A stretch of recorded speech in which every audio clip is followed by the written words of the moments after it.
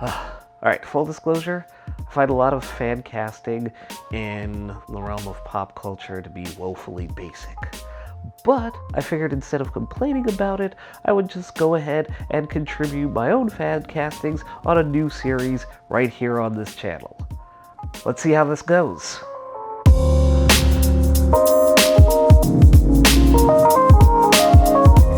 We all know at some point Marvel Studios is going to want to make an X-Men film, but the question remains, who should step into these iconic roles? Who would be most suitable to play Marvel's Merry Mutants and do them justice? I have a few ideas of my own, and make no mistake, there are going to be Canadians on this list. So let's get on with it, shall we? Colm Feore as Professor X. Yes, I know, Colm Feore has already been in a Marvel Studios film, but that was under heavy makeup with his voice modulated, so I feel like we could absolutely get away with it. For crying out loud, Mahershala Ali is playing Blade after having been a villain on the first season of Luke Cage. I can almost guarantee you that no one is going to give a dead moose's last shit about Colm Feore having already previously been in a Marvel Studios film. And while yes, technically he was born in Boston, the man has clearly been about that Canada life for decades, and it shows in his career. The man even played Canadian Prime Minister Pierre Trudeau in a television miniseries back in the early 2000s, so you know we gotta claim him. Classically trained, this man is just a phenomenal actor, and I feel like he's still a little bit undervalued by some of you American folks, and I want that to change so much it's not even funny.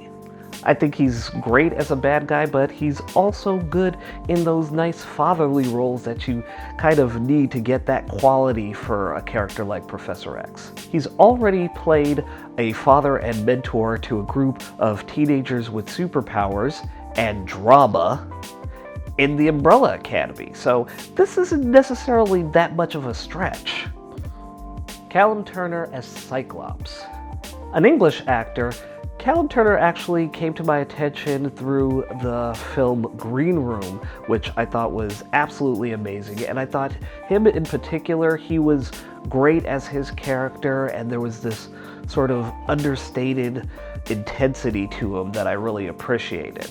I thought he was even pretty good in Assassin's Creed, which I personally found to be criminally underrated. I said what I said. And at 6'2", I can assure you that this slim won't be needing apple boxes for scenes. No disrespect to James Marsden, by the way. You can still rock those red shades with the best of them. Michaela Cole as Storm. First and foremost, shoutouts to Superheroes in Color, because I feel like for all of my musing about this particular casting choice, I never put it out there on social media, and these guys were the first time that I actually saw it tweeted anywhere, so I want to make sure that they get respect and props for that, because I've definitely had this particular actress on my mind for a while now. There's no denying that Cole's star is on the rise, what with creating and starring in the Netflix comedy Chewing Gum, but also pivoting between dramatic roles such as Black Earth Rising and I May Destroy You, which is currently airing on HBO. She's an immensely talented writer, director, and actress, and I feel like this is something that she would take and grab by the horns, and if nothing else, I can only imagine what it would be like to see her in a white wig reading Cyclops for filth any chance she gets. Miriam McDonald as Jean Grey. Oh what, another Canadian? You can't say I didn't warn you, baby? Those of you who still haven't gotten on the Kim's Convenience train yet are going to learn about my boy Simu Liu when he appears in Marvel's Shang-Chi, so of course I'm going to try and boost the profile of some other lesser-known Canadian actors. Besides, a lot of y'all probably watched and grew up with Degrassi The Next Generation on Noggin here in the States, so I expect you to be familiar with Miriam McDonald, who played Emma Nelson on the series for the better part of a decade. Jean Grey's a well-meaning character, but damn it if she doesn't put herself into a lot of unnecessary drama. Like the majority of white women. And Emma Nelson from Degrassi. Kyle Schmid as Gambit. Yes! More Canadians! Keeping this train going for as long as I can, baby. But seriously, can you deny that there is not a more Gambit-y looking actor than Kyle Schmid? If you can think of anybody better, go ahead and leave their name in the comment section below. I'd love to hear your alternative takes. But seriously, this man's default look just so happens to be smoldering intensity. Look at this guy. I also feel like anyone who's played a pretty boy vampire not once, but twice in their career probably has enough experience to bring the type of devil-may-care attitude and roguish charm that you need for a character like Gambit. Freddy Rodriguez as Wolverine. All y'all want a short Wolverine? Well, you got it, baby. Bask in the 5'6" glory that is Freddy Rodriguez.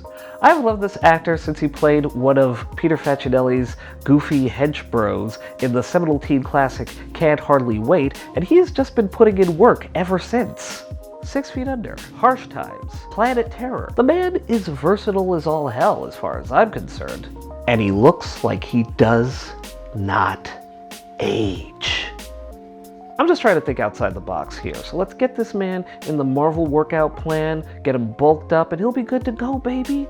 You're welcome, America. Hey guys, thanks for watching. If you've got your own thoughts or opinions on who you think should be cast in an MCU X-Men film, go ahead and leave a comment in the section below. Don't forget to hit the like button, hit that notification bell, share this video with your friends and family, and if you'd like to keep up to date on more at random videos, you can go ahead and click the subscribe button right over here.